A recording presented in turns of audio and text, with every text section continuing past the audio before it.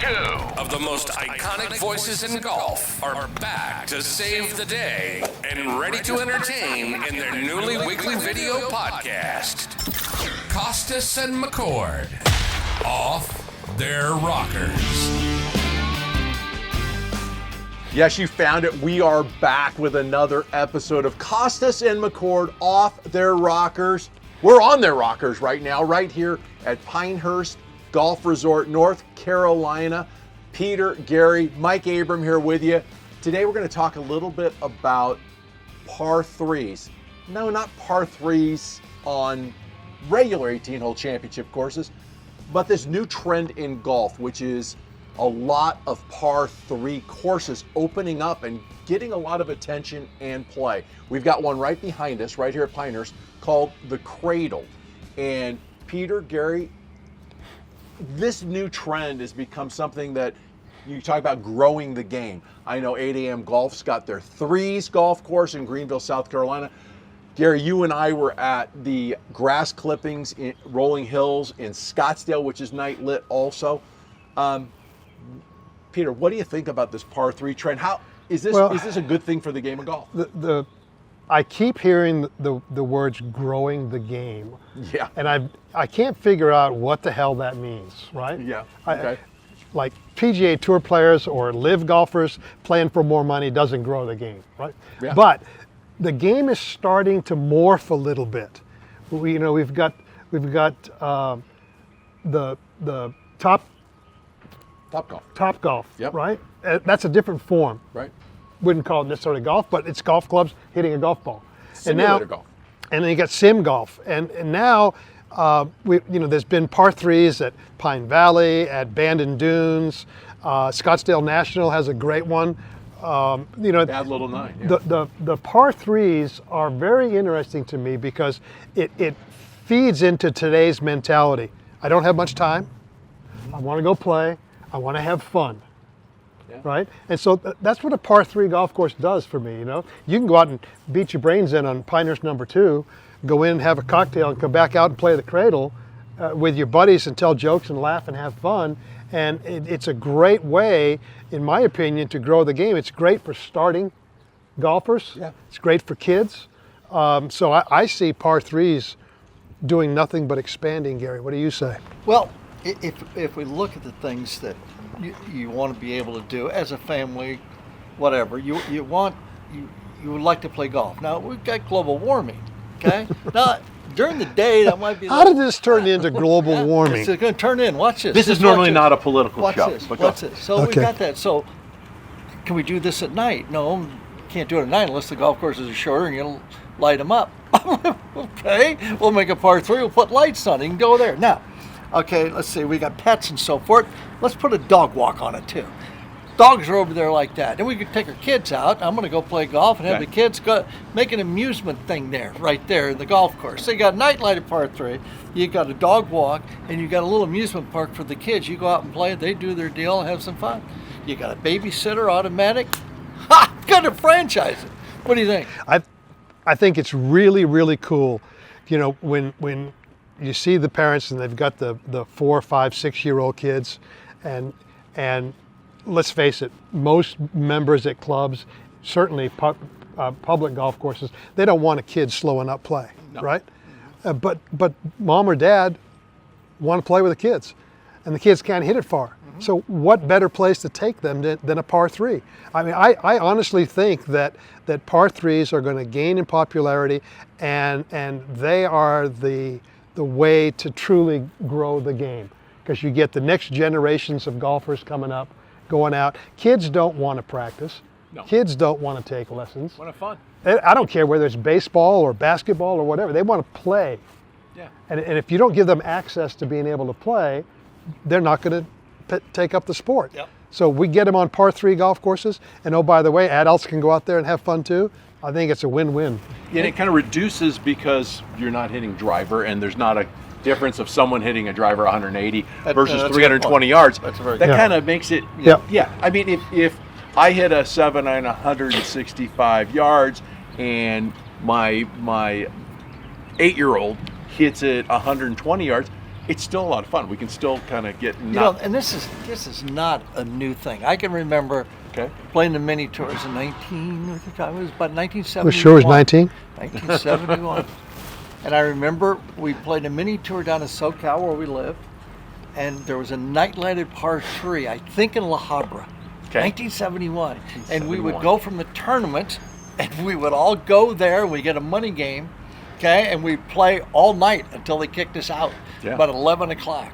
But that was 103 years ago or something, and they had it then. It's just never really caught on, but I think now if you put everything into the soup, I think you come out with, how about night-lighted par 3, put some other stuff on it, make it fun at night for the family and the kids and everything else.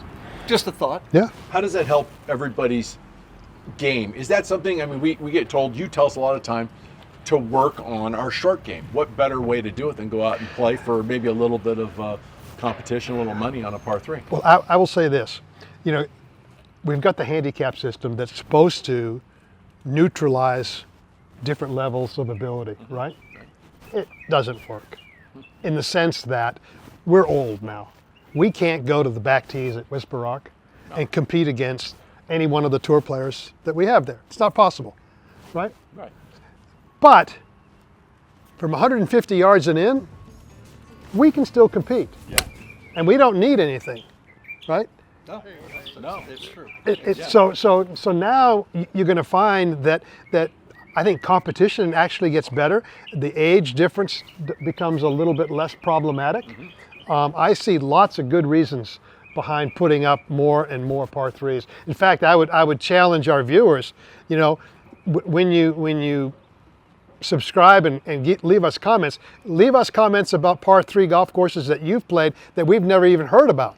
I would love to know how many there are around the country that people are having fun playing. Have you guys played the Preserve at Bandon Dunes? No, I've not. It's a 13-hole par 3. It's just like one of the main courses. The wispy grass, the big bunkers and everything. It's a blast to play, and as you were saying, Peter, it's something that you can get a beer or cocktail and walk around. It's not, it's 13 holes. You're just over an hour and having a blast and not having to go chase 250, 300 yards if you get lucky. You drive everywhere, and guys are all right there together. You're not as separate as you would. But the first real par 3, which was designed as real golf holes, just shorter, that I played was at Pine Valley.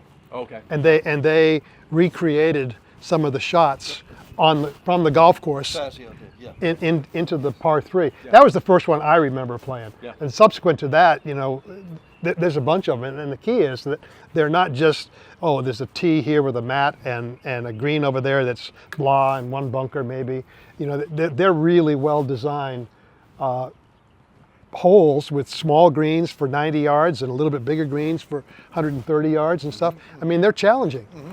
Yeah, challenging. If you played the golf course at the par 3 at Scottsdale National. Yeah, bad little nut. Okay, so I think on Fridays they'll give, I don't know how much money it is, if you can shoot par or better on a par 3, 9 holes. Yeah. And I remember talking to Jeff Ogilvy. And Jeff, first hole 78 yards, he made an 8. He said, I guess it's crazy. It's crazy. Crazy hard. Yeah. Crazy hard. But stuff like that is kind of fun. Maybe the third time you played it's not fun, but first time you might have some fun. As a teacher, right? I have great difficulty getting students to work on their short game. Yeah. Pick a number from 100 yards and in, from 150 yards and in, from 30 yards and in. I don't really care. I have a hard time getting them to work on it. But if you put them on a challenging par 3 like that, and they go out there, whether they like it or not, they're going to improve their short game. And that to me is I mean, that's win-win. That's wonderful.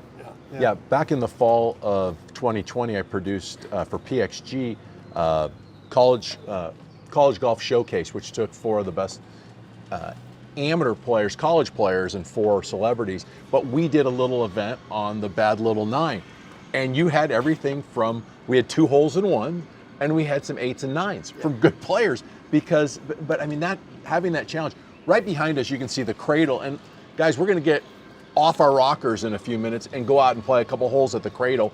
And you can give our viewers a little tips. But these greens look like the greens out here at Pinehurst, out at number 2. So getting that kind of feel and getting used to it, and yet you're practicing golf, but you're not having to go through the whole 18 holes, 4 or 5 hour kind of deal. That's good. We've been sitting here BS, and now the wind's starting to pick up, so it ought to be. Oh, that should be fun. fun. Well, let's get off our rockers. Let's get out to the Cradle here at Pinehurst. We'll take a quick break, and we'll be back with Kostis and McCord off their rockers from Pinehurst, the par 3 Cradle. Kostis and McCord Off Their Rockers, a golf production, is brought to you in partnership with Golf Magazine and Golf.com. Peter Kostis and Gary McCord give their one-of-a-kind perspective featuring no-filters takes, irreverent humor, and unparalleled understanding of the game. You can subscribe to Off Their Rockers for free on our YouTube channel or wherever you listen to podcasts.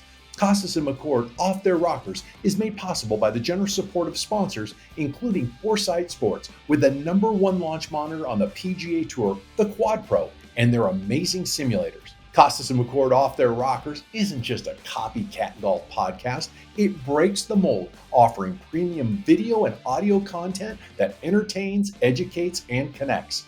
With Peter and Gary's friends like Jim Nance, David Faraday, and more, behind-the-scenes stories and instruction, making each episode an adventure for those who live and breathe golf. On Off Their Rockers, the future is bold, the banter is sharp, and the fairways are limitless. We hope you enjoy Kostis and McCord Off Their Rockers, a golf production. And welcome back to Kostis and McCord Off Their Rockers, a golf production. Mike Abram here with you from the Golf Agency, and boy, we had a great trip out to Pinehurst. The incredible number 2 2024 U.S. Open champion Bryson DeChambeau. We played number 10, and Peter, Gary, and I got a chance to play a few holes on the par 3 course, the Cradle. What a fun experience. Let's get you out to number 1. Okay, here we are, number 1 at the Cradle. Because we're getting ready for the United States Open, we're going to hit off mats here, but 114 yards. McCord is doing a little stretching and getting loose, and he's going to lead us off. Lovely. Next up will be Peter Kostis, and a little wedge in his hand. Shouldn't be much trouble for him. No. Oh boy. No, Oh boy. Say you couldn't do Oh that. boy, you did. No one told me you say you couldn't do that. Now you know, you'll get a little hint of what it's like to play with Gary McCord. I was clearing my There's throat. always something going on. He looks very unathletic, doesn't he? That's a little right, but it's going to hit the green. All right. Not a bad start for the three of us. 3 balls on the green, but no sooner have we walked away from the first tee, the trash talk started. Check. It was a genuflect at the bottom. You caught it about, I would say, below the bottom groove, So- which is good for distance. I was the only one who got it past the hole. Look, you bladed it. Oh, come on. See, this is what we're talking about with par 3 golf courses. It's just a couple of shots here and there and a whole lot of talking. Okay, check this out. McCord's got no bag. He's got 1 club in his hand. He's got a wedge, and that means, of course, he's got a putt with it. Ladies and gentlemen, the #1 putter on the PGA Tour, 1984, Gary McCord. Oh, it's stuck up. You thought it was going to come back? Now I'm going to try a longish putt for birdie. Giddy up. Giddy up. And Peter's got a long one downhill for par. And whoops. Give us a little tip on grain. There's always a ragged edge, especially at the end of the day. It's really ragged. So this grain is going that way. So you've got to take into consideration the grain first. Then you look at the slope and you add or subtract. Let's see if Gary can knock this in with his wedge to make par. Look at this. You're a master at the bladed wedge? Yeah. Attaboy. That can beat the hell out of you guys with 1 club. There we go. I did tell you. Now we're going to head over to hole number 2 called Colonnade. It's only 85 yards. Oh, plug. That's not over it. Plug. Yeah, oops. Oops. Let's see if Peter can do a little better than Gary. Look at this lovely shot. That wind's going to hold it up, though. Come back. Are you going to hit this right on the bottom again? Or? I'm going to try. Okay. That's over the green. Spin down. Come on down. Come on. And what? How about what a 1B? Oh, oh, oh. All right, Gary's going to try to extricate himself from the bunker with a gap wedge, not a sand wedge. Let's see how he does. Oh, that's hard ground. Pretty good try, except it kind of bounced in, so backfires a little bit. Ball flew past the green. While Gary was off looking for his ball, Peter's got a makeable putt for birdie. Oh, look at this. Oh, birdie. Peter Kostis. Okay, I've got this one for birdie to try to tie Peter. Oh. Doesn't get much closer than that. Peter wins the hole. Let's head over to the third hole. So we're on the third hole already, and I'm nowhere near these professionals, but on this course, I can compete and have fun. This is so beautiful and such a great spot, and the day is perfect. But as Peter, what did you say these are for? Drink holders. Drink holders. That's the only thing we're missing. We had a drink. Too many drink. Now we're on to number 3, a sneaky little hole with a big slope behind the pin that might be very helpful, just 66 yards. Peter with the birdie is first up. That seems very useful. Useful, that. I'm going to try to throw it at the same spot where Peter was, and just a little baby 60 in there. I hit it too hard. Goodbye. Spin back. Don't hit the camera, man. Spin back. Here it comes. Here it comes. Oh, it might be in. No. It might be in. At least I hit it well. I call bullshit. At least I hit it crisp. Well, I'm on the green pretty close. Incoming. Will Gary try to hit it close on top of the slope by our cameraman Connor like I did? Let's see. Go in on the fly. Oh! Well, he didn't quite fly it to the slope, but he used that bank very well. Gary's ball's headed for the pin. Not sure if Peter's happy with that. He called a shot and then didn't hit it. He didn't hit it. Okay, Peter's away, trying to make his second straight birdie. Nope. Oh, I'll give you that. we'll give you the rest of that. I've got a little uphill left to right putt for birdie, and yes, There we go. putting a little extra pressure on Gary to make his birdie putt to tie with his wedge. We dogged it. Oh no, anything but dog I it. hit it up there. So there's been 2 skins, Nice one three. by Kostis, one by Abram. McCord, we got 1 hole to play. As we played our last hole, we were thinking about how much fun and relaxing it was to play this little par 3 and with these green complexes so much like Pinehurst number 2.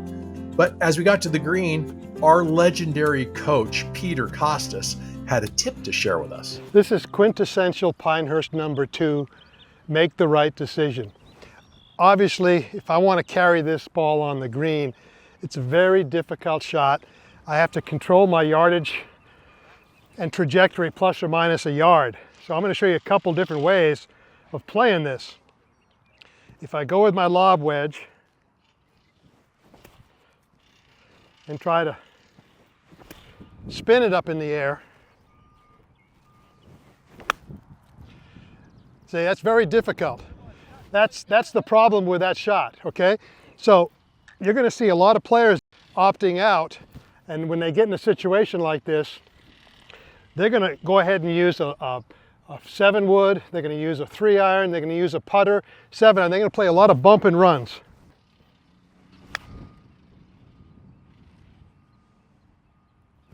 So there's your option. You can play it along the ground, or you can try to go high. If you go high, it's dangerous. You better pull it off. Those are great options for us from Peter.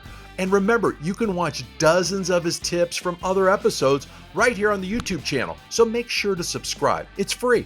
We had a ton of fun playing the Cradle, and we've got more for you from Pinehurst. But first, another great lesson from Coach Kostis to help your game. So stick around, because Kostis and McCord Off Their Rockers, a golf production, will be right back.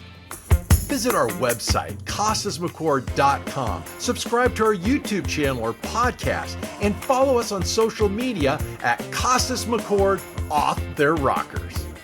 Hello, friends. It's Jim Nance of CBS Sports, and I urge you to like and subscribe my brothers, Kostis and McCord, off their rockers right now.